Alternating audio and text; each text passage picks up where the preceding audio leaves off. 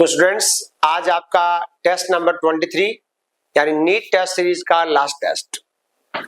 आपने बहुत बढ़िया टेस्ट सीरीज दी है, शानदार पेपर दिए हैं, बहुत अच्छा रहेगा और आपका आने वाला रिजल्ट भी बहुत शानदार है।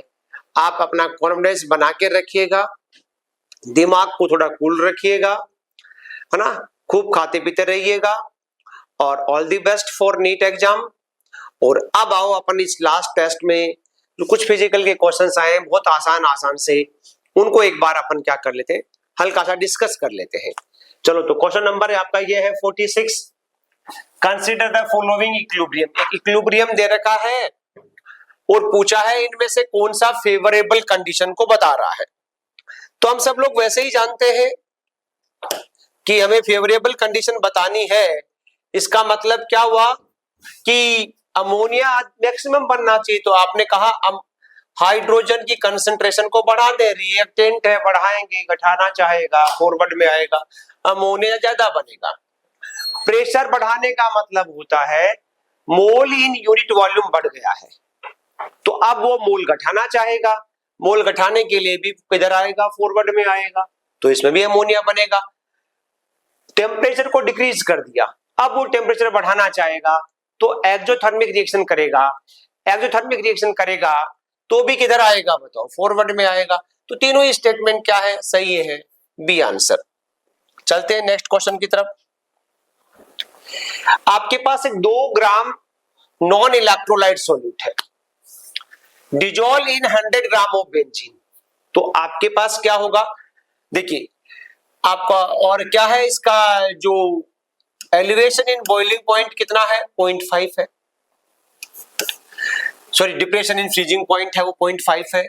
आपके पास जो वैल्यू दे रखी है वो 5.12 दे रखा है और सॉल्यूट का 2 दे रखा है। मोलर मास मान लो m है, इसका ये 100 ग्राम में है, तो ऊपर हमने क्या कर दिया 1000। ये यहां से कैंसिल आउट हो गया, इसको इधर ले जाओ तो m बराबर क्या आ जाएगा 5.12 इंटू 20 अपॉन 0.5।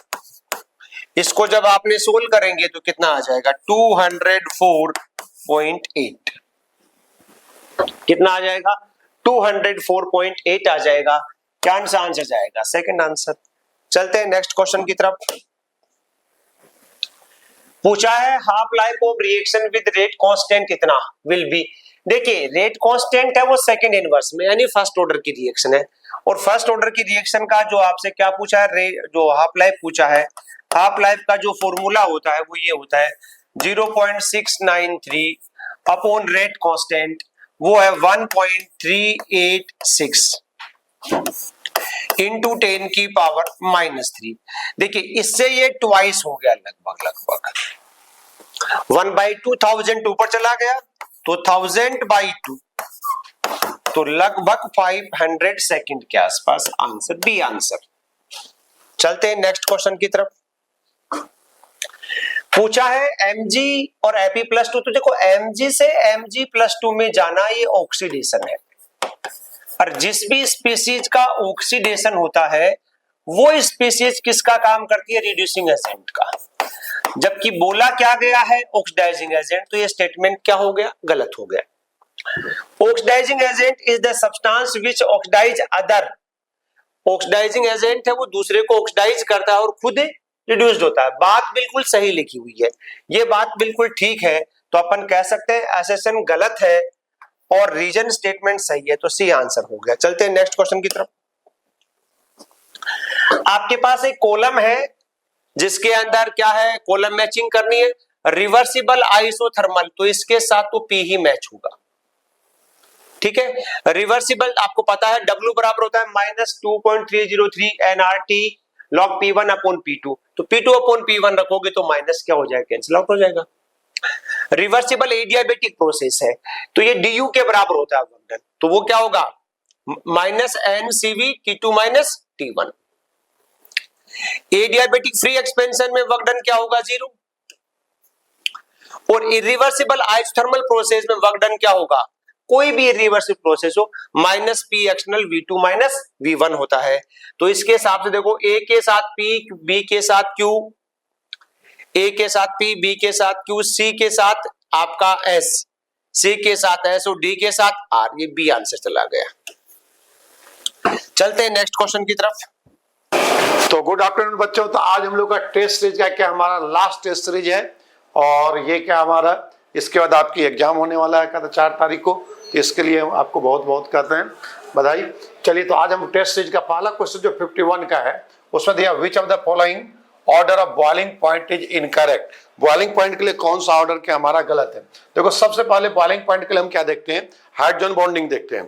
तो हाइड्रोजन बॉन्डिंग में जो इंटरमॉलिक्यूलर हाइड्रोजन बॉन्ड होता है वो क्या करता है, बॉइलिंग पॉइंट को क्या करता है हमारा इंक्रीज करता है, और इंट्रामॉलिक्यूलर हाइड्रोजन बॉन्ड जो बॉइलिंग पॉइंट क्या करता है डिक्रीज करता है। तो जब भी बॉइलिंग पॉइंट देखना होगा तो बॉइलिंग पॉइंट जो होता है ना, इसके लिए 2-3 फैक्टर आप याद रखो। बॉइलिंग पॉइंट डायरेक्टली क्या होता है, हाइड्रोजन बॉन्ड होता है। सबसे पहले नंबर 1 पर हाइड्रोजन बॉन्ड देखेंगे। फिर बॉइलिंग पॉइंट जो होता है ये डायरेक्टली प्रोपोर्शनल क्या हमारा मॉलिक्यूलर वेट होता है। ये डायरेक्टली क्या हमारा डायपोल मोमेंट होता है। ये डायरेक्टली क्या होता है हमारा सरफेस एरिया का होता है।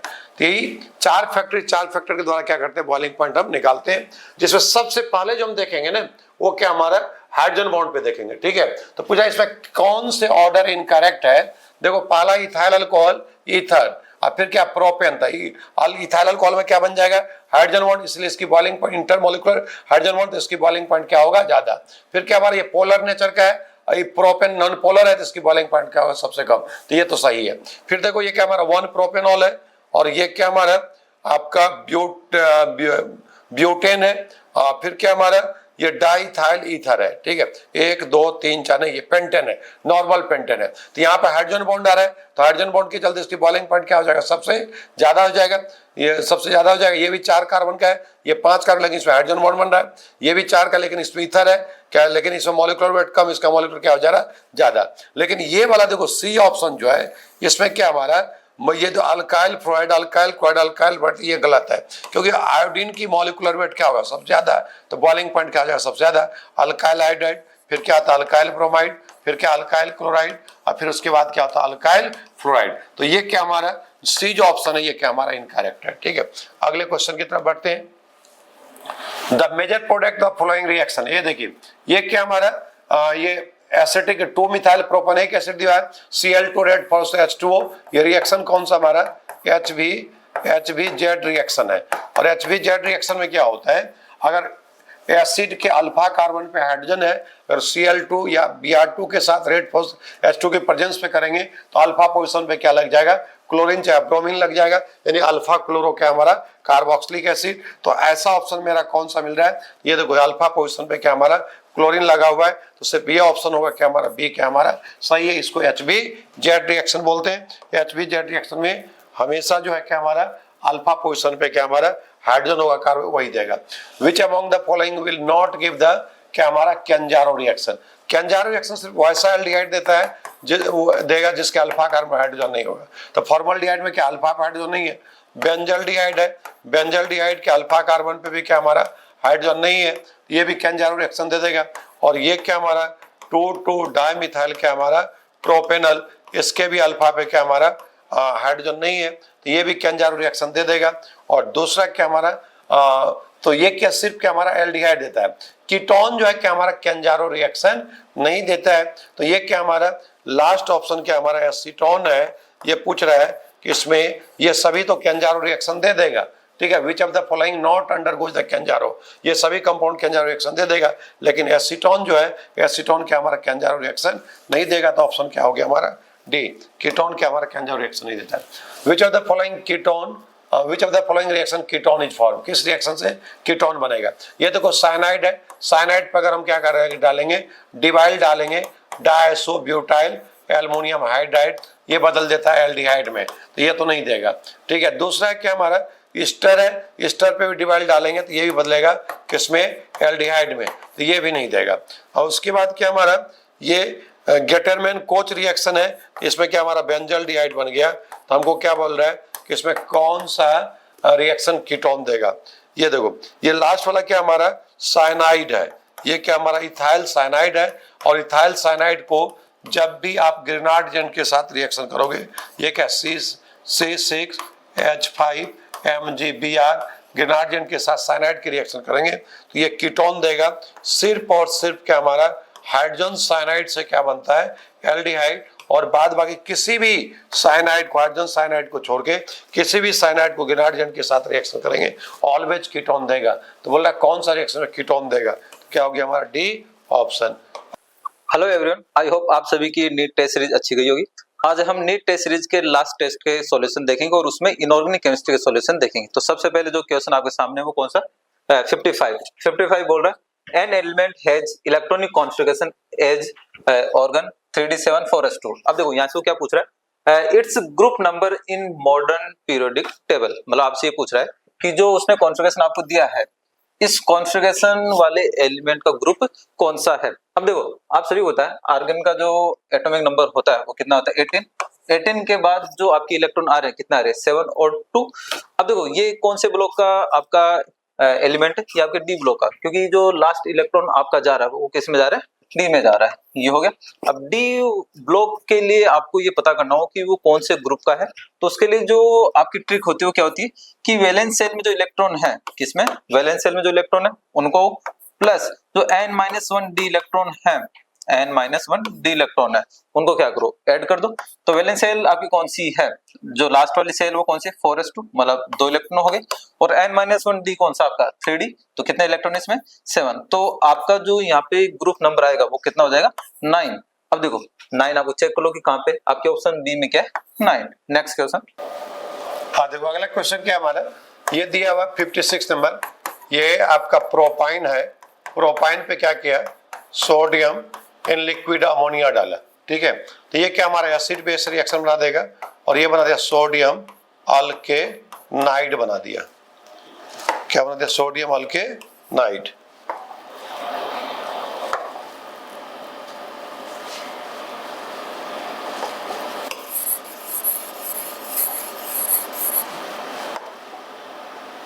हाँ ये देखो ठीक है, सोडियम प्रोपेनाइड बनाया।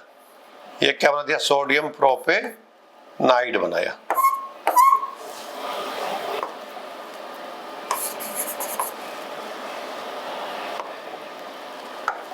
सोडियम प्रोपेनाइड बना दिया। और इस सोडियम प्रोपेनाइड पे क्या किया गया है, मिथाइल ब्रोमाइड की रिएक्शन करवाए। तो ये क्या हो गया हमारा, SN2 रिएक्शन दे दिया और ये बन गया क्या हमारा 2 ब्यूटाइन बन गया।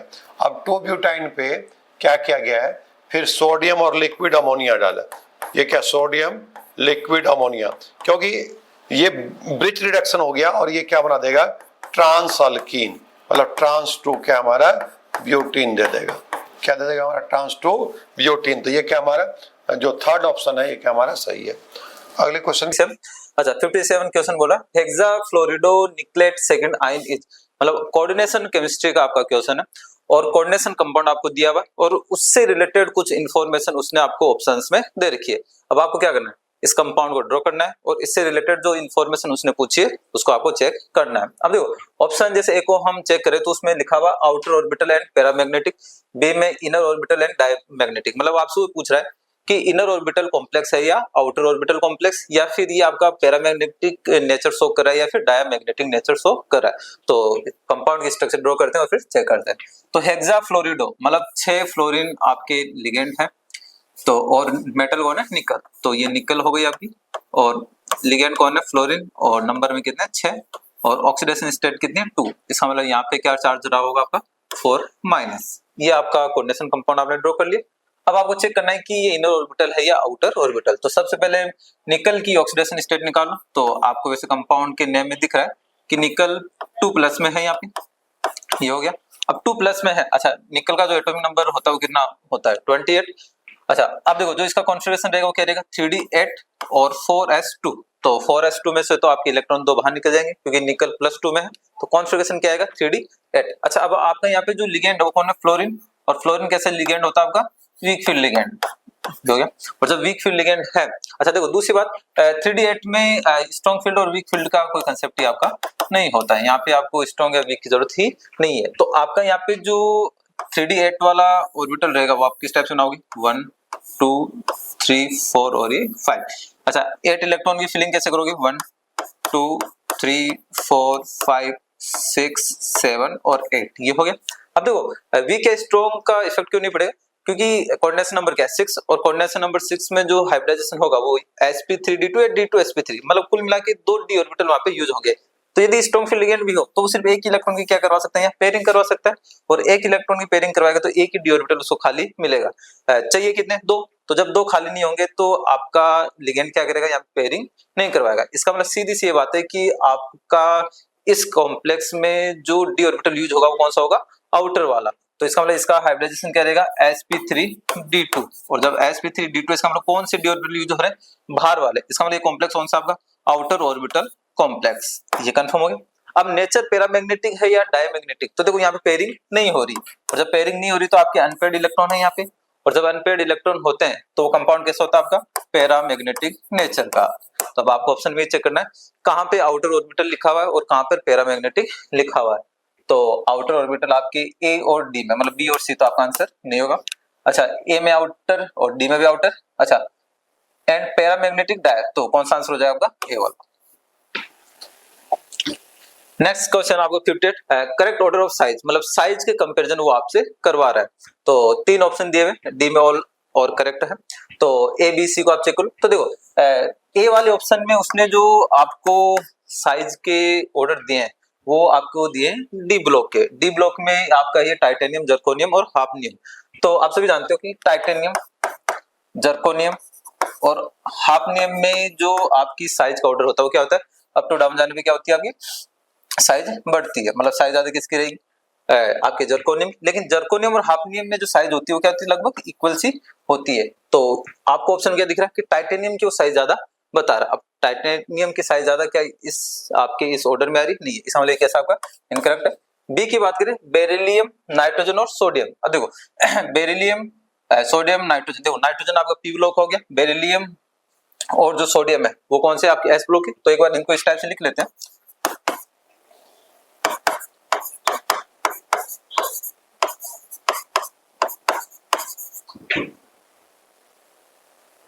ये हो गया। अब देखो आपके पास जो एलिमेंट या एटम उसने दे रखे हैं वो कौन से दे रखे हैं, एक तो नाइट्रोजन दे रखा है, एक उसने आपको बेरिलियम दे रखा है और एक सोडियम दे रखा है। तो आप सभी जानते हो जैसे यदि मैं बेरिलियम और नाइट्रोजन में साइज का कंपैरिजन करूं तो लेफ्ट टू राइट जाने पे जेड इफेक्टिव बढ़ेगा, और जेड इफेक्टिव बढ़ेगा तो नाइट्रोजन की साइज क्या रहेगी, कम रहेगी, तो ज्यादा किसकी रहेगी, बेरिलियम की रहेगी। अच्छा, यदि मैं सोडियम और नाइट्रोजन में इन जनरल कंपैरिजन करूं तो देखो आपका जो नाइट्रोजन है वो सेकंड पीरियड का है और जो आपका सोडियम है वो थर्ड पीरियड का। तो जनरली हम बोलते हैं कि थर्ड पीरियड वाले की साइज क्या होती है, ज्यादा होती है। तो यदि नाइट्रोजन और सोडियम में कंपैरिजन आप करोगे तो साइज ज्यादा किसकी रहेगी, आपकी सोडियम की साइज ज्यादा रहेगी, ये हो गया। अब देखो ऑप्शन में चेक करना, बेरिलियम, देखो ऑप्शन बी में ना तो उसने आपको इंक्रीजिंग ऑर्डर दिया और ना ही डिक्रीजिंग ऑर्डर दिया है, उसमें आपको उसने अलग ही तरीके से कंपैरिजन करवाया। तो बेरिलियम और नाइट्रोजन में जो आपकी साइज ज्यादा है वो किसकी है, बेरिलियम की, तो सही है यहाँ तक, ये हो गया। अच्छा, नाइट्रोजन और सोडियम में बात करें तो सोडियम की साइज ज्यादा है, ठीक है, इसका मतलब आपका आंसर कौन सा जाएगा, बी वाला। अच्छा, सी में, अब देखो सी में यहाँ पे एल्यूमिनियम और गैलियम, गैलियम की साइज ज्यादा नहीं होती, साइज ज्यादा किसकी होती है, आपकी एल्यूमिनियम की, ये हो गया। तो ये भी ऑर्डर आपको कैसा है, इनकरेक्ट, डी आपका आंसर नहीं हो सकता, तो हमारा आंसर कौन सा हो जाएगा, बी वाला। अच्छा 59, देखो 59 कौन सा है, which of the following is not neutral oxide. अब देखो न्यूट्रल ऑक्साइड कौन से होते हैं, जो ना तो एसिडिक मीडियम में रिएक्शन करे और ना ही बेसिक मीडियम में रिएक्शन करे। इसका मतलब क्या है, ना एसिड के साथ रिएक्शन करे और ना ही बेस के साथ रिएक्शन करे। अब देखो थोड़ी सी आपको याद होनी चाहिए, क्योंकि कंपाउंड को देख के आप ये नहीं बता सकते कि ये कंपाउंड एसिड के साथ रिएक्शन करेगा या बेस के साथ रिएक्शन करेगा। तो न्यूट्रल ऑक्साइड कौन कौन से होते हैं, आपका NO न्यूट्रल ऑक्साइड है, CO भी न्यूट्रल ऑक्साइड है, N2 भी कैसा है, न्यूट्रल ऑक्साइड है, CO2 आपका न्यूट्रल ऑक्साइड नहीं है, तो आपका आंसर कौन सा आ जाएगा, डी वाला। नेक्स्ट क्वेश्चन है 60, for which of the following T2G orbitals, किसकी बात की उसने, T2G ऑर्बिटल्स, और T2G orbitals will be completely doubly occupied. देखो यहाँ पे क्या बोला उसने, कंप्लीटली डबली ऑक्यूपाइड, मतलब वो बोल रहा है कि T2G ऑर्बिटल आपका फुलफिल होना चाहिए, मतलब सारे इलेक्ट्रॉन उसमें होने चाहिए। T2G में कितने ऑर्बिटल होते हैं, 3, तो 3 में टोटल इलेक्ट्रॉन कितने हो जाएंगे, 6, तो 6 इलेक्ट्रॉन उसमें होने चाहिए। डबली का मतलब क्या कि वहां पे पेयरिंग हो रखी होनी चाहिए। तो अब उसने आपको ABCD 4 कॉम्प्लेक्स दिए, चारों कॉम्प्लेक्स में आपको ये चेक करना है कि कहाँ पे T2G 6 वाला कॉन्फ़िगरेशन आपको मिल रहा है। कौन सा कॉन्फ़िगरेशन मिलना चाहिए आपको, यहाँ पे T2G 6 वाला कॉन्फ़िगरेशन आपको मिलना चाहिए। देखो 4 ऑप्शन है, 4 ऑप्शन में जो कंपाउंड दे रखे हैं उसने ऑक्टाइडल वाले कॉम्प्लेक्स दे रखे हैं, तो चारों में आप क्या करो, कॉन्फ़िगरेशन चेक करो। सबसे पहले ए वाले में चेक कर लेते हैं, देखो ए में उसने आपको कंपाउंड दे रखा है K4FeCl6, मतलब यहाँ पे जो आपकी Fe है वो Fe कौन से ऑक्सीडेशन स्टेट में थे, यहाँ पे क्या चार्ज रहा होगा -4, और लिगेंड कौन से -6, मतलब Fe कौन से ऑक्सीडेशन स्टेट में +2 में, मतलब Fe+2, ये हो गया। अब देखो Fe का जो एटॉमिक नंबर होता है कितना 26, तो यहाँ पे कॉन्फ़िगरेशन क्या रहेगा 3d6, ये हो गया। अच्छा लिगेंड कौन सा स्ट्रॉन्ग फील्ड है वीक, तो यहाँ पे स्ट्रॉन्ग फील्ड लिगेंड है आपका, ये हो गया। तो आपका जो कॉन्फ़िगरेशन आपको यहाँ पे आएगा, देखो एक बार ऑक्टाहेड्रल की स्प्लिटिंग का डायग्राम मैं बना देता हूँ, 1 2 3 4 5, और जो ऑर्बिटल की स्प्लिटिंग होगी 3 नीचे, मतलब T2G आपके नीचे रहेंगे और Eg वाले कहाँ रहेंगे ऊपर रहेंगे, ये कौन सा आपकी T2G और ये कौन सा आपकी Eg है, ये हो गया।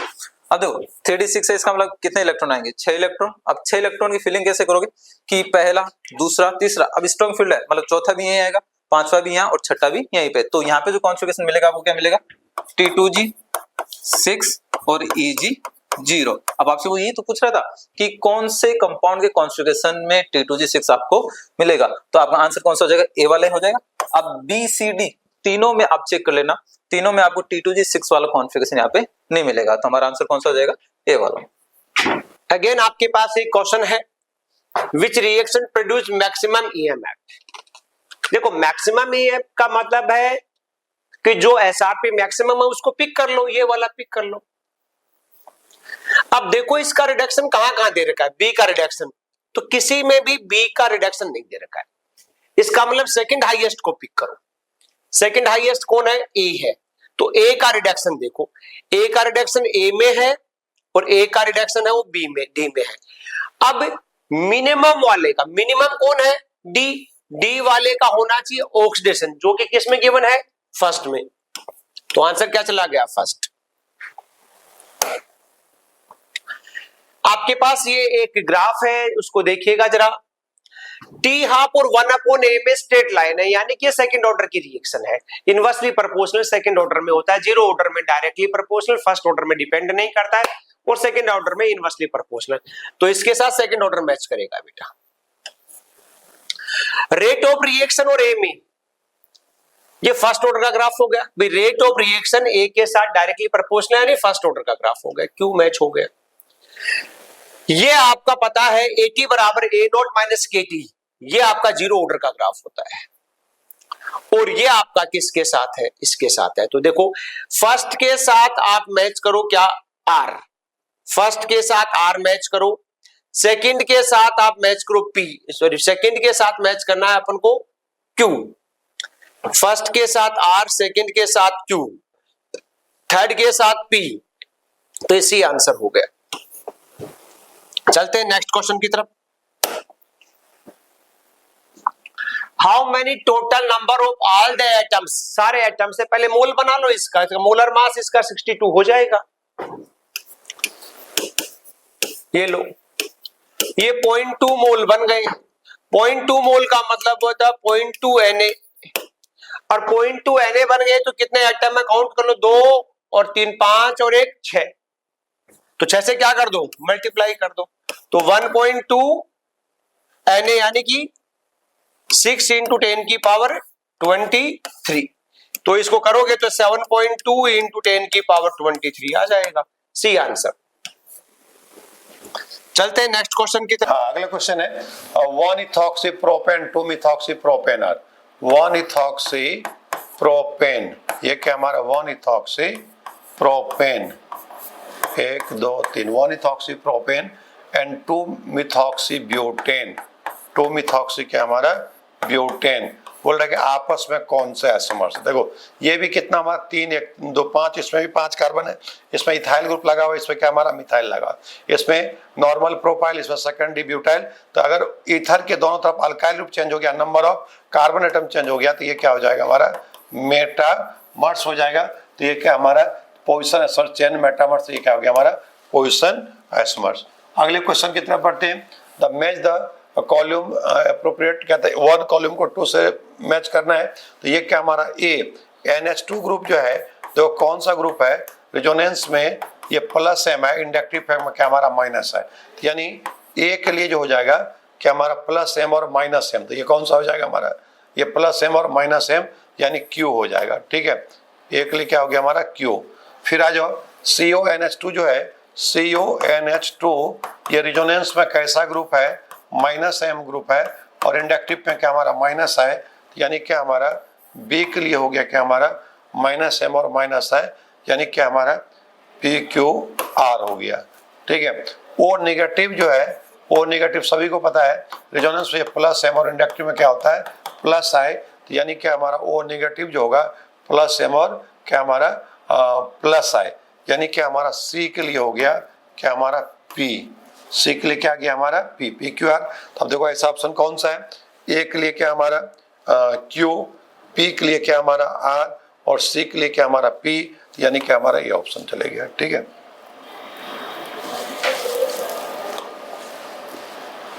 लेयर क्रोमेटोग्राफी जो टाइप ऑफ लेयर क्रोमेटोग्राफी क्या, एडिशनल क्रोमेटोग्राफी का क्या हमारा टाइप होता है।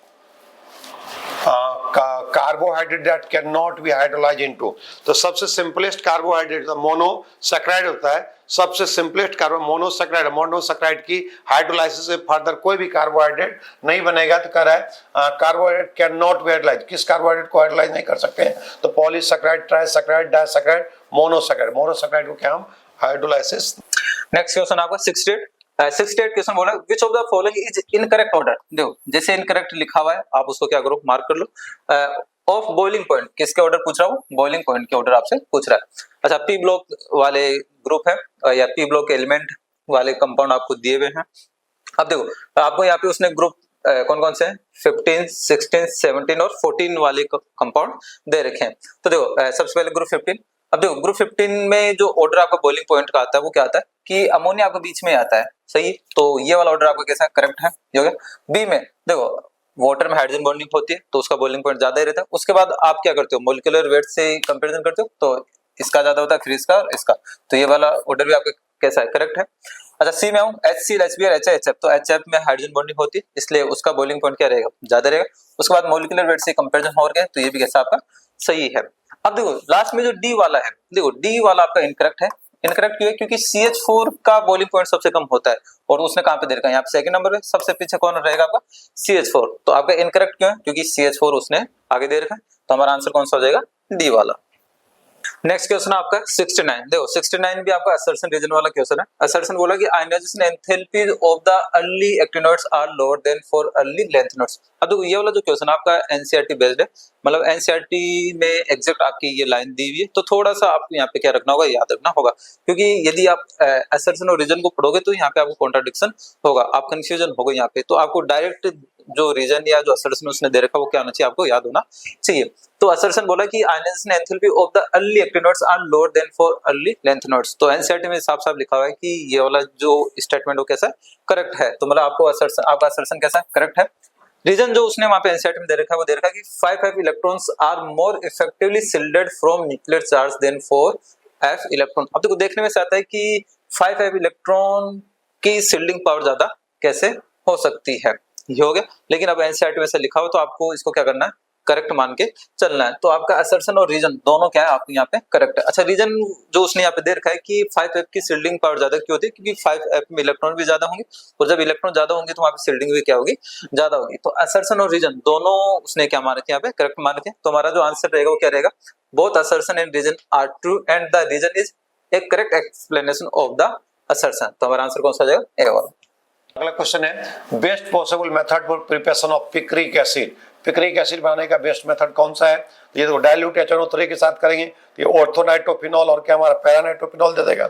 ये क्या क्लोरोफॉर्म AlCl3, तो ये क्या बना देगा हमारा ऑर्थोक्लोरोफिनॉल और कंसंट्रेट H2 के साथ करेंगे तो ये क्या हमारा फिर लग जाएगा क्या हमारा आपका ऑर्थोपेनो2।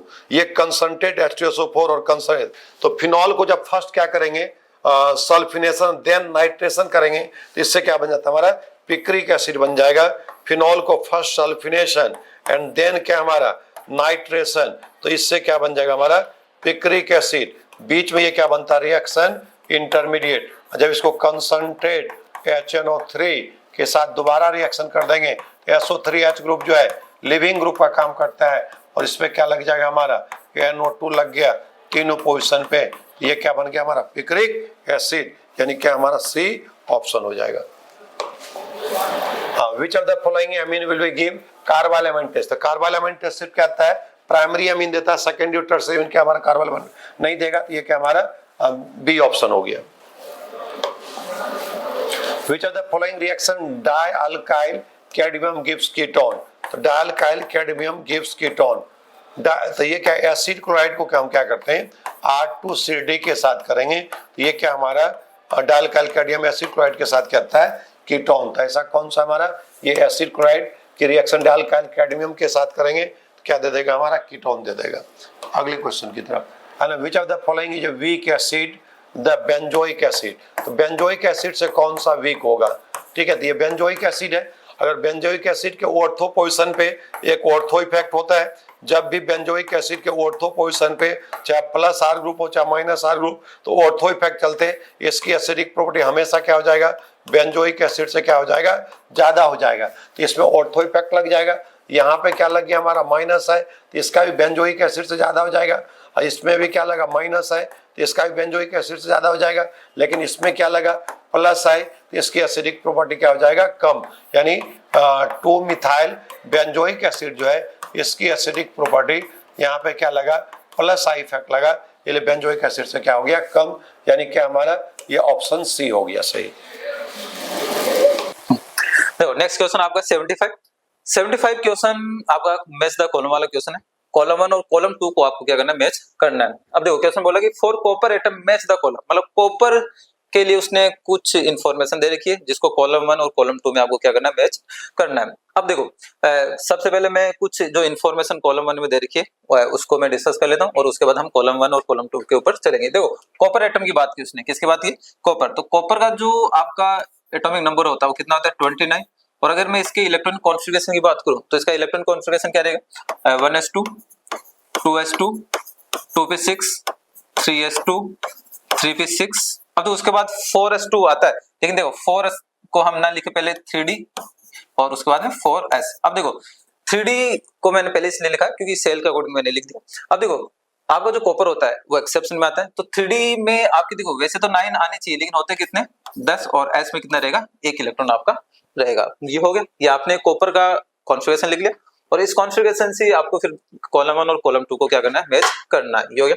अब देखो उसने कॉलम 1 में सी और डी में दो वर्ड यूज करे, पेनल्टीमेट और कर्नेल। ये क्या होते हैं पहले उसको डिस्कस कर लेता हूँ।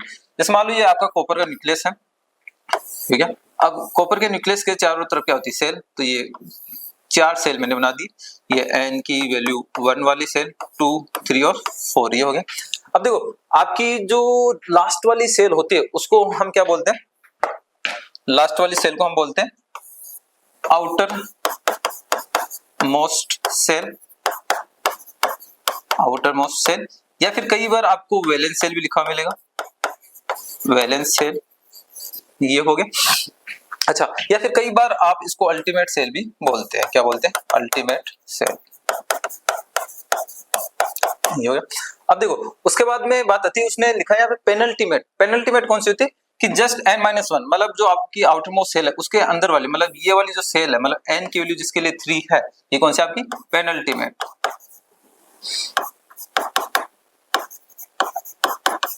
ये कौन सी सेल आपकी, पेनल्टीमेट सेल, ये हो गई। अब देखो यहाँ पे एक वर्ड यूज किया उसने, कर्नेल। देखो कर्नेल क्या होता है कि आउटर मोस्ट सेल के अलावा अंदर वाले जितने भी सेल हैं, ये सारी सेल कौन सी आपकी, कर्नेल है। इसको हम क्या बोलते हैं, कर्नेल, ये हो गया।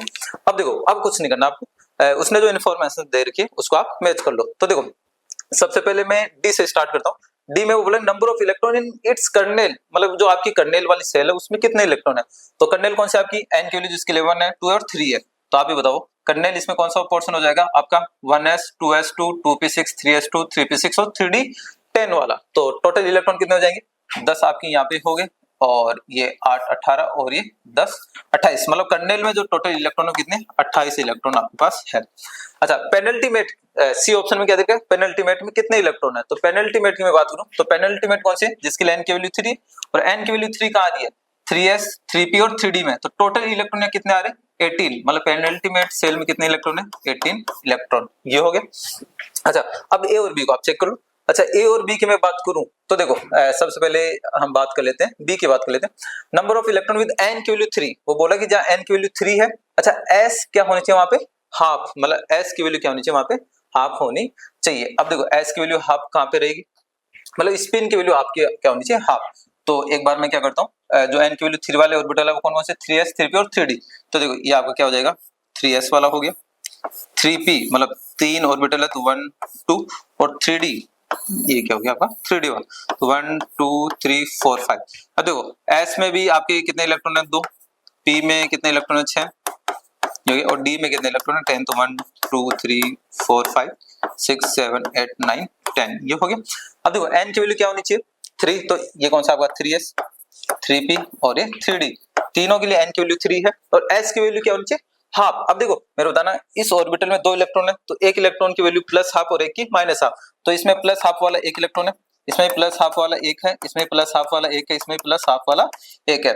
अब देखो और यहाँ पे भी क्या है, यहाँ पे भी प्लस हाफ वाले कितने इलेक्ट्रॉन है, 5, ये हो गए। तो वो यही पूछ रहा है कि n की वैल्यू 3 हो और s की वैल्यू क्या हो, प्लस हाफ हो, तो कितने इलेक्ट्रॉन है। तो आप बताओ, एक इलेक्ट्रॉन यहाँ से, 3 इलेक्ट्रॉन यहाँ से और 5 तो टोटल इलेक्ट्रॉन कितने हो गए यहाँ पे, 9 इलेक्ट्रॉन, ये हो गया आपका। अच्छा ये कौन सा आपका बी वाला, ये हो गया। अच्छा ए में आ जाओ, ए बोला कि number of electron with n की वैल्यू 4 और l की वैल्यू क्या होनी चाहिए 0 और m की वैल्यू क्या होनी चाहिए 0, मतलब ये आपका कौन सा है, a की बात कर लेते हैं। n की वैल्यू क्या होनी चाहिए 4, अब n की वैल्यू 4 कहाँ आ रही है आपकी, यहाँ पे n की वैल्यू 4 आ रही है, ये हो गया। उसके लिए l की वैल्यू 0, तो s ऑर्बिटल है उसके लिए जो l की वैल्यू क्या है 0 ही होती है, और m0 का मतलब क्या है, उसमें जो आपका मैग्नेटिक मोमेंट हो क्या आना चाहिए 0 आना चाहिए, या मैं बोलूं ऑर्बिटल, सॉरी क्या है आपका ऑर्बिटल क्या होना चाहिए 0, मतलब तो 0 का मतलब क्या है कि s के लिए जो m की वैल्यू आती है वो क्या आती है 0 ही तो आती है। तो आपकी यहाँ पे जो a वाला हो जाएगा उसमें जो इलेक्ट्रॉन हो जाएंगे वो कितने हो जाएगा 1 इलेक्ट्रॉन, या मैं यहाँ लिख देता हूँ 1 इलेक्ट्रॉन, ये हो गया। अब आपको क्या करना है, इसको मैच कर लो। तो देखो a में जो आपका आंसर रहेगा वो a मैच करेगा आपके 1 इलेक्ट्रॉन मतलब 4 से, तो ये हो जाएगा आपका। b में आपके इलेक्ट्रॉन रहेंगे 9, तो b वाला कौन सा हो जाएगा आपका, ये हो जाएगा। अच्छा c में पेनल्टीमेट में 18 इलेक्ट्रॉन, तो 18 इलेक्ट्रॉन कौन से हो जाएंगे आपके, सेकंड वाला, ये हो गया। डी में आपके 28 इलेक्ट्रॉन, तो ये कौन सा हो जाएगा फर्स्ट वाला, ये हो गया। तो ए में आपका आंसर रहेगा कौन सा 4 वाला, ए में 4 मतलब बी सी डी, मतलब ए तो हो नहीं सकता। बी में आ जाओ, बी में आपका आ रहा है यहाँ पे थर्ड, बी में थर्ड, तो डी में तो हो नहीं सकता, बी और सी बचा। अच्छा सी में आ जाओ, सी में आपका जा रहा है सेकंड, सी में सेकंड, तो सी में सेकंड और बी में गया फर्स्ट, तो आपका आंसर कौन सा हो जाएगा सी वाला। एक गैस है, इसका पार्शियल प्रेशर दे रखा है, हेनरी कांस्टेंट दे रखा है, तो हम सबको पता है पी ऑफ गैस बराबर के H into mole fraction of gas. तो मोल फ्रैक्शन ऑफ गैस क्या आ जाएगा तुम्हारे पास 2 डिवाइड बाई 5, तो 0.4 बी आंसर। देखो नेक्स्ट क्वेश्चन आपका 77। अच्छा डी ब्लॉक, या मैं बोलूं कि आपके कोऑर्डिनेशन कंपाउंड से रिलेटेड है, स्टेटमेंट वाले क्वेश्चन है, स्टेटमेंट फर्स्ट और स्टेटमेंट सेकंड दोनों के रिलेटेड आपको बताना है कि करेक्ट है या इनकरेक्ट है।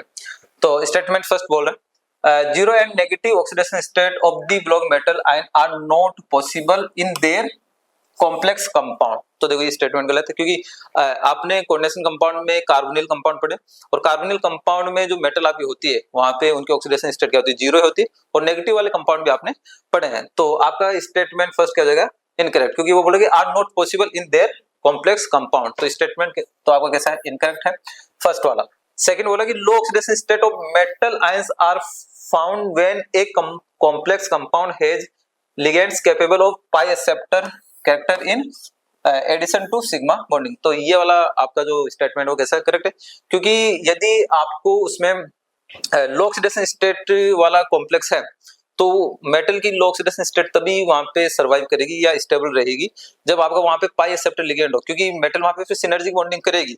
यदि ऐसा नहीं होगा तो फिर वो कॉम्प्लेक्स ऐसा रहेगा, अनस्टेबल हो जाएगा। तो स्टेटमेंट सेकंड आपका कैसा करेक्ट है, तो फर्स्ट इनकरेक्ट और सेकंड कैसा करेक्ट। तो ऐसा कौन सा ऑप्शन है, statement first and second both are correct ना, first and second both incorrect ना, फर्स्ट इज करेक्ट एंड ना, first is incorrect and second is correct. हमारा आंसर कौन सा जाएगा डी वाला।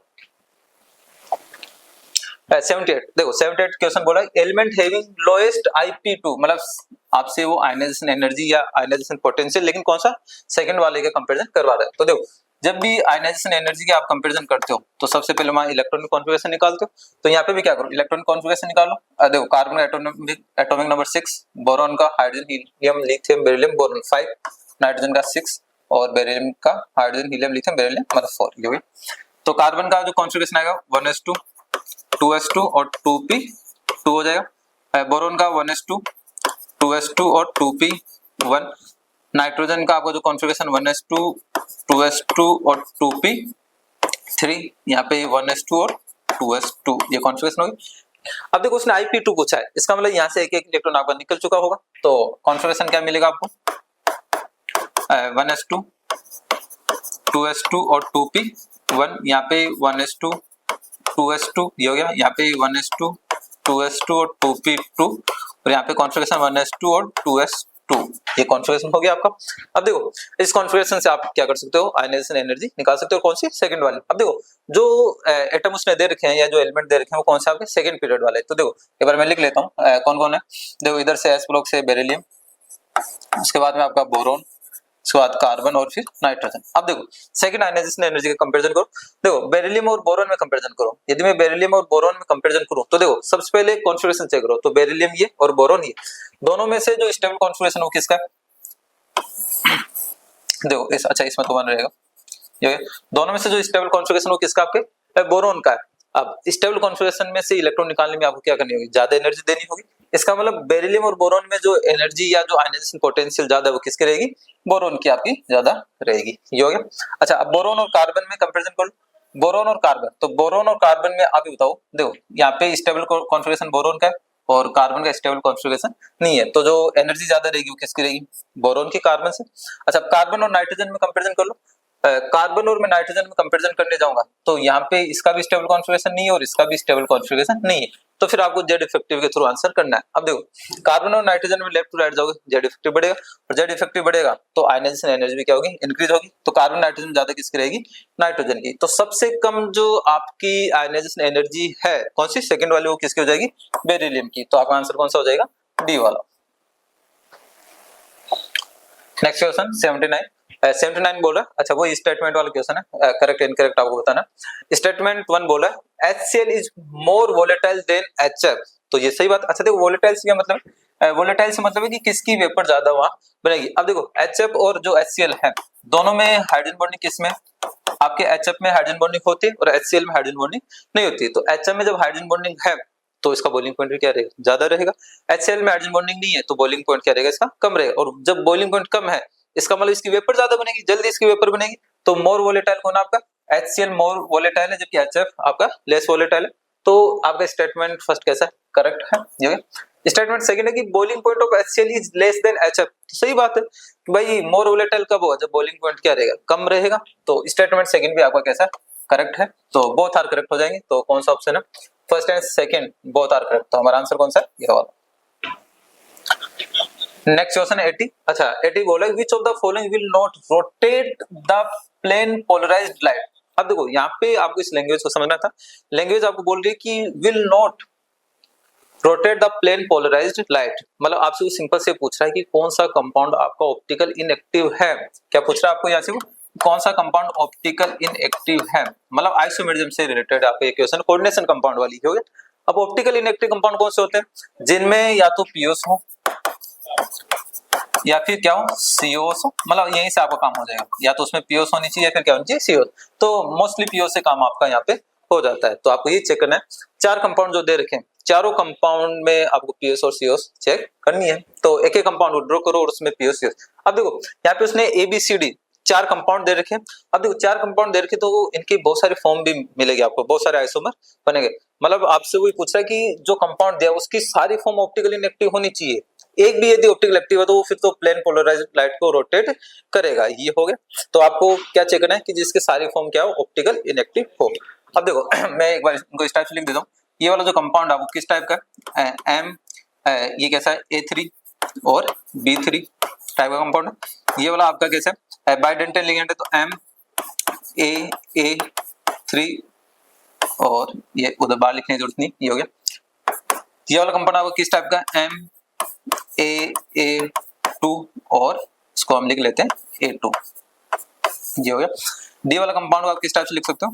MAA और ये क्या हो जाएगा? A2 और B2 टाइप का कंपाउंड है। मतलब आप इनको क्या करो, क्योंकि जनरली जो आप आइसोमेरिज्म पढ़ते हो वो इसी टाइप की फॉर्म में पढ़ते हो, तो इन कंपाउंड को आप को इस टाइप से लिख लेना और फिर क्या करना है, आपको चेक करना है कि कौन से कंपाउंड की सारी फॉर्म ऑप्टिकल इनएक्टिव है। तो पहले ऑप्शन ए को चेक करते हैं। ऑप्शन ए कौन सा आपका, देखो Ma3B3। अब देखो Ma3B3 का मतलब क्या है कि ये मेटल है आपकी और कोऑर्डिनेशन नंबर क्या है 6 है, और जब 6 है इसका मतलब क्या है कि 6 लिगेंड जुड़े होंगे, तो 3 सेम है और 3 सेम है, तो मैं 3 को इस टाइप से लिख लेता हूँ और 3 को मैं इस टाइप से लिख लेता हूँ, ये हो गया।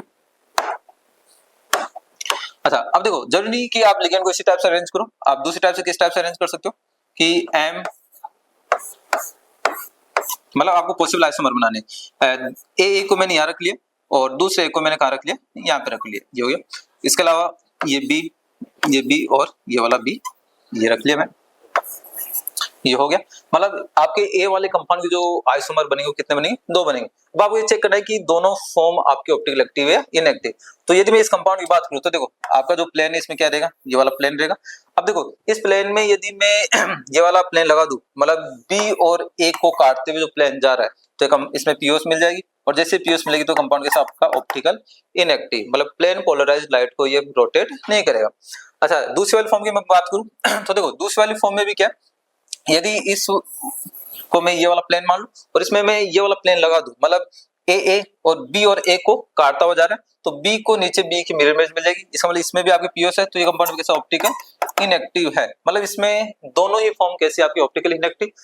अच्छा इसके अलावा इसकी कोई फॉर्म नहीं बनेगी, तो दोनों ही फॉर्म जब ऑप्टिकल इनएक्टिव है तो आपका ये कंपाउंड ऑप्टिकल आइसोमरिज्म शो नहीं करेगा और आपका आंसर भी कौन सा हो जाएगा, ए वाला हो जाएगा। अब बी सी डी तीनों में आप क्या करो इनकी जो इनके जो आइसोमर बन रहे वो आइसोमर बनाओ और उनमें ऑप्टिकल एक्टिव चेक करो, आपको इनकी एक ना एक फॉर्म ऐसी मिल जाएगी जो ऑप्टिकल एक्टिव रहेगी। हाँ हो सकता है कि एक फॉर्म आपकी ऑप्टिकल इनएक्टिव भी मिल जाए, लेकिन सारी फॉर्म कैसे होनी चाहिए, ऑप्टिकल इनएक्टिव होनी चाहिए। तो हमारा आंसर कौन सा हो जाएगा, ये वाला। नेक्स्ट क्वेश्चन 81 है। 81 है correct increasing order of ligand strength is. अब देखो स्पेक्ट्रोकेमिकल सीरीज का क्वेश्चन है, आपको लिगेंड की स्ट्रेंथ यहाँ पे क्या होनी चाहिए, याद होनी चाहिए। तो आप सभी जानते हो कि सबसे ज्यादा जो स्ट्रॉन्ग लिगेंड है, मतलब इन 4 ऑप्शन में बात करें तो ईडीटीए है, एनसीएस आपको हो नहीं सकता, तो बी तो आपका वैसे कैंसिल आउट हो गया। ईडीटीए के बाद में आपका जो स्ट्रॉन्ग फील्ड लिगेंड होता है वो एनसीएस होता है, तो एनसीएस इसमें और एनसीएस उसमें, मतलब डी वाला भी आपका यहाँ पे क्या हो गया, कैंसिल आउट हो गया। अब ए और सी में से आंसर करना है, तो OH और आपके ऑक्सिलेट में ऑक्सिलेट की ज्यादा होती है, तो आपका आंसर कौन सा हो जाएगा, सी वाला, ए वाला आंसर नहीं होगा। नेक्स्ट क्वेश्चन आपका 83 क्वेश्चन आपका सोल्ट एनालिसिस से रिलेटेड है। ये बोला in a Lassaigne test for sulphur in the organic compound with sodium nitrochloride solution the purple colour form is due to, मतलब आपसे वो पूछ रहा है कि देखो जब हम लेसाने सॉल्यूशन बनाते हैं तो देखो आपकी एक इग्निशन ट्यूब होती है, इस इग्निशन ट्यूब में हम सोडियम को लेते हैं और उसके बाद जो भी आपको अननोन कंपाउंड दिया हुआ है उसको हम इसमें डालते हैं। तो जैसे वो बोला कि सल्फर वाला आपने लिया, तो जैसे ही आप इसको इसमें लेते हैं तो आपको जो कंपाउंड मिलता है वो कौन सा मिलता है, Na2S मिलता है, ये हो गया। अब देखो Na2S की फिर रिएक्शन हम किसके साथ करवाते हैं, सोडियम नाइट्रोक्लोराइड के साथ में, तो सोडियम नाइट्रोक्लोराइड कौन सा होता है, Na2FeCN5 और आपका कौन होता है, NO, ये हो गया। अब जैसे आप इसके साथ रिएक्शन कराओगे तो आपको जो यहाँ पे कॉम्प्लेक्स मिलेगा वो मिलेगा NF4FeCN5 और NOS, और ये मतलब यहाँ पे कौन सा चार्ज रहेगा, -4 रहेगा, क्योंकि यहाँ पे क्या Na4 है और ये आपका वोयलेट या पर्पल कलर का होता है। तो रीजन क्या रहेगा कि इस वाले कॉम्प्लेक्स के बनने के कारण आपका वोयलेट या पर्पल कलर आपको ऑब्जर्व होता है। तो ऐसा कौन सा ऑप्शन है, देखो FeCN5 सल्फर है, ये तो हो नहीं सकता क्योंकि NOS होना चाहिए, ये भी नहीं हो सकता। अब ए और सी में आंसर जाएगा, तो दोनों में FeCN5NOS बस डिफरेंस क्या है, 4- या 2-, तो यहाँ पे क्या चार्ज आपका -4, तो आपका आंसर कौन सा हो जाएगा, ए वाला। नेक्स्ट क्वेश्चन आपका 84 बोला कि which among the following ions gives A gas with rotten egg like smell, ये हो गया। On reaction with dilute H2SO4, मतलब डाइल्यूट H2SO4 के साथ जब आप रिएक्शन कराओ तो आपको रोटेन एग जैसी स्मेल मिलनी चाहिए। तो आप सभी जानते हो कि सल्फाइड की ये रिएक्शन होती है, मतलब सल्फाइड की ये वाली स्मेल होती है। KMnO4 ये आपका अगेन डीएनए ब्लॉक का क्वेश्चन है।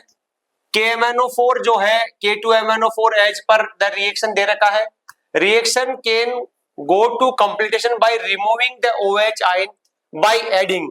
तो देखिए आप यदि HBr को ऐड करोगे तो HBr क्या होगा, इससे ऑक्सीडाइज हो जाएगा, इसलिए नहीं कर सकते।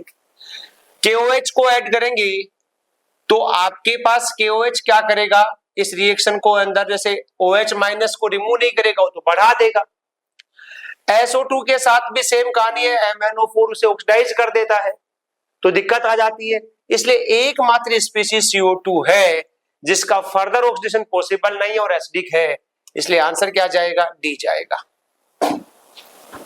देखो नेक्स्ट क्वेश्चन 86 क्वेश्चन बोला कि मतलब असर्शन रीजन वाला क्वेश्चन है। बोला कि reducing property of dioxide decrease as SO2 SeO2 और TeO2। तो आपका जो ये वाला है वो करेक्ट है, ये हो गया। रीजन बोला कि SO2 is oxidising while TeO2 is reducing agent. ये आपका कैसे इनकरेक्ट है, क्यों? देखो जैसे मैं यदि ऑक्सीजन फैमिली की बात करूं तो oxygen, sulphur, selenium, tellurium, polonium की बात निकली, ये हो गया। तो आप देखो ऑक्सीजन फैमिली की यदि मैं बात करूं तो ऑक्सीजन तो आपका +6 शो नहीं करता, मतलब सल्फर से लेके टेल्यूरियम की बात करें तो देखो नीचे जाने पे देखो आपके यहाँ पे +6 और +4 दो ऑक्सीडेशन स्टेट क्या होती है, शो होती है। तो सल्फर +6 शो करता है, लेकिन आप जैसे नीचे जाओगे तो +6 से ऑक्सीडेशन स्टेट की स्टेबिलिटी क्या होती है, डिक्रीज होती है, और +4 की स्टेबिलिटी क्या होती है, इंक्रीज होती है। मतलब सल्फर आपका +6 में रहेगा, कुल मिला के किस में रहेगा, +6 में, और ये बाकी दोनों किस में रहेंगे, +4 में ज्यादा स्टेबल होते हैं। ये हो गया।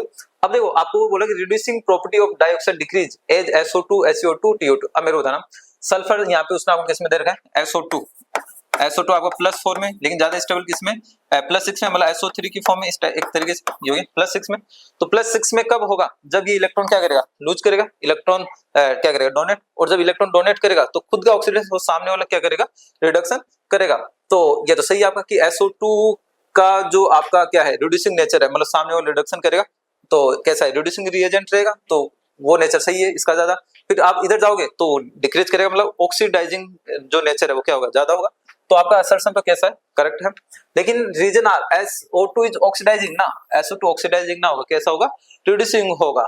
तो यहाँ पे ये वाला वर्ड क्या हुआ, गलत यूज हुआ, और यहाँ पे भी क्या होगा, रिड्यूसिंग की जगह क्या होगा, ऑक्सीडाइजिंग। मतलब यहाँ पे रिड्यूसिंग होना चाहिए था और यहाँ पे क्या होना चाहिए था, ऑक्सीडाइजिंग होना चाहिए था। तो आपका असर्शन तो कैसा है, करेक्ट है, और ये कैसा है आपका, इनकरेक्ट है। तो ऐसा ऑप्शन कौन सा, both assertion and are reason are true ना, गलत है ये, both assertion reason are true ना, सी और डी में assertion is true but the reason is false. तो आपका आंसर कौन सा हो जाएगा, सी वाला। नेक्स्ट क्वेश्चन आपको 87 आपको बोला कि विच of the following DN configuration, क्या बोला कि DN कोई भी जो कॉन्फ़िगरेशन है, octahedral complexes can not exist in both high spin and low spin form. अब देखो आप सभी जानते हो कि D1 और D3 और D8 से, मतलब D8 D9 और D10, यहाँ पे आप हाई स्पिन और लो स्पिन कॉम्प्लेक्स वाला वर्ड यूज नहीं करते, या स्ट्रॉन्ग फील्ड लिगेंड या वीक फील्ड लिगेंड वाला वर्ड यूज नहीं करते हो, क्योंकि यहाँ पे स्ट्रॉन्ग और वीक को उसका कोई इफेक्ट नहीं पड़ेगा। तो आप बस ये चेक करना है कि इस टाइप का कॉन्फ़िगरेशन कहाँ देंगे। तो ऑप्शन 1 में D3, D5 D6 और D8, मतलब कौन सा हो जाएगा, D3 और D8 वाला। तो D3 D8 वाला कौन सा हो जाएगा आपका, 1 और 4, 1 मतलब सी वाला आंसर हो जाएगा। नेक्स्ट क्वेश्चन है 88 क्वेश्चन बोला value of magnetic movement of chromium का कॉम्प्लेक्स है, उसने कार्बोनिल लिगेंड दे रखे और कितने दे रखे, 6, मतलब आपका क्रोमियम या जीरो ऑक्सीडेशन स्टेट में, कौन से ऑक्सीडेशन स्टेट में, जीरो। अच्छा क्रोमियम का जो एटॉमिक नंबर होता है कितना होता है, 24। तो यहाँ पे जो कॉन्फ़िगरेशन रहेगा वो क्या रहेगा, 3D। अच्छा देखो एक्सेप्शन में आता है 3D5 और 4S1। अब देखो ऑक्टाहेड्रल कॉम्प्लेक्स है, और ऑक्टाहेड्रल जब कॉम्प्लेक्स है तो आपका हाइब्रिडाइजेशन या तो sp3d2 होगा या d2sp3, मतलब कुल मिला के बात क्या है कि आपका s ऑर्बिटल यहाँ यूज होगा। देखो s इसमें भी आ रहा है, s उसमें भी आ रहा है, लेकिन यहाँ पे तो आपका s क्या है, फील्ड है। तो अब आपको क्या करना होगा, इस s वाले इलेक्ट्रॉन को भी किसमें भेजना होगा आपको, d में, क्योंकि s ऑर्बिटल हाइब्रिडाइजेशन में पार्टिसिपेट करेगा। तो कॉन्फ़िगरेशन जो आपको यहाँ पे मिलेगा वो क्या मिलेगा, 3D6, ये हो गया। अब जब 3D6 है, अब तो देखो 3D6 को बना लो, 1 2 3 4 5, तो 1 2 3 4 5 और ये 6, ये 6 इलेक्ट्रॉन आपने बोली। अब जो आपके पास लिगेंड है CO, वो कैसा आपका स्ट्रॉन्ग फील्ड लिगेंड है, और जब स्ट्रॉन्ग फील्ड लिगेंड है तो वो तो पेयरिंग करवाएगा, क्योंकि उसकी आदत है पेयरिंग करवाना। तो कैसे पेयरिंग करवाएगा कि अंदर के 2 ऑर्बिटल उसको चाहिए, तो 2 ही इलेक्ट्रॉन की वो क्या करवाएगा, पेयरिंग करवाएगा। तो एक इलेक्ट्रॉन यहाँ भेज देगा और दूसरे इलेक्ट्रॉन को भी कहाँ भेज देगा, यहाँ पे। तो अब जो आपको d ऑर्बिटल मिलेगा वो किस टाइप से भरा मिलेगा, 1 2 3 4 5, मतलब 2 इलेक्ट्रॉन इसमें, 2 इलेक्ट्रॉन इसमें और 2 इलेक्ट्रॉन इसमें हो गए। तो 2 ऑर्बिटल आपके कैसे हो गए, खाली हो गए, ये हो गए। अब देखो उसने पूछा है मैग्नेटिक मूवमेंट, क्या पूछा है, मैग्नेटिक मूवमेंट। तो मेरे को बताना क्या इसमें कोई अनपेयर्ड इलेक्ट्रॉन है, नहीं है। और जब अनपेयर्ड इलेक्ट्रॉन नहीं है तो मैग्नेटिक मोमेंट की वैल्यू भी क्या हो जाएगी, 0 हो जाएगी। तो हमारा आंसर कौन सा हो जाएगा, ए वाला। नेक्स्ट क्वेश्चन है 89 बोला। अच्छा, एमओटी से रिलेटेड क्वेश्चन है। और देखो एमओटी आपका सबसे इंपॉर्टेंट टॉपिक होता है, हो गया। तो during the conversion of O2 से किस में जा रहा है, O2 पॉजिटिव, ये हो गया। And the electron is removed from which of the following molecular orbital. Simple से पूछ रहे हैं कि O2 से O2 पॉजिटिव बनेगा, मतलब एक इलेक्ट्रॉन आप निकाल रहे हो तो एक इलेक्ट्रॉन कौन से ऑर्बिटल से निकल रहा है। तो आप एमओ डायग्राम बना सकते हो। एमओ डायग्राम आप कैसे बनाते हो कि ये आपका 1s, ये आपका 2s, ये 2s, उसके बाद में 2p3, ये हो गया। तो देखो टोटल इलेक्ट्रॉन कितने होते हैं ऑक्सीजन में, 8। तो 1 2 3 4 5 6 7 और ये 8, ये हो गया। इधर भी 1 2 3 4 5 6 7 8, ये हो गई। अच्छा, एमओ कैसे बनाओगे, ये 2 ऐसे हो गए, ये 2 आप कैसे हो गए, ये आपने क्या किया, एमओ बना लिया। अब देखो आपको टोटल इलेक्ट्रॉन फिलिंग कितनी करनी है, 16 की। तो 1 2 3 4 5 6 7 8 9 10 11 12 13 14 15 और 16, ये आपने 16 इलेक्ट्रॉन भर दी। अब देखो आपका यदि इलेक्ट्रॉन निकलता है तो आउटर मोस्ट सेल से निकलता है। अब यहाँ पे इस आउटर मोस्ट सेल से क्या मतलब है, जो बाहर वाले ऑर्बिटल है या जिनकी एनर्जी क्या है सबसे ज्यादा, मतलब न्यूक्लियस से दूर। तो न्यूक्लियस से दूर ऑर्बिटल कौन से आपके, ये वाले हैं। और ये कौन से ऑर्बिटल आपके, पाई स्टार वाले। कौन से ऑर्बिटल है, पाई स्टार वाले, मतलब एंटी बॉन्डिंग वाले ऑर्बिटल हैं। तो आपका जो इलेक्ट्रॉन निकलेगा या तो यहाँ से निकलेगा या फिर यहाँ से निकलेगा। तो आपका जो आंसर रहेगा वो क्या रहेगा, जहाँ पे पाई स्टार उसने दे रखा है। तो पाई स्टार आपका कौन से ऑप्शन में, ए में। तो हमारा आंसर कौन सा हो जाएगा, ए वाला। पूछा है कौन सा बफर सॉल्यूशन है, तो वीक एसिड और उसका सॉल्ट होना चाहिए। देखो दोनों एसिड एसिड है, नहीं होगा। ये देखो स्ट्रॉन्ग बेस और सॉल्ट है, नहीं होगा। वीक बेस और दूसरा भी वीक बेस, ये भी नहीं होगा। तो आंसर क्या जाएगा, सेकंड आंसर जाएगा वीक एसिड और उसका सॉल्ट, तो बी आंसर जाएगा। Thank you students, all the best for NEET exam. बढ़िया से रहिएगा, खुश रहिएगा, आप पक्के डॉक्टर बनने वाले। All the best again.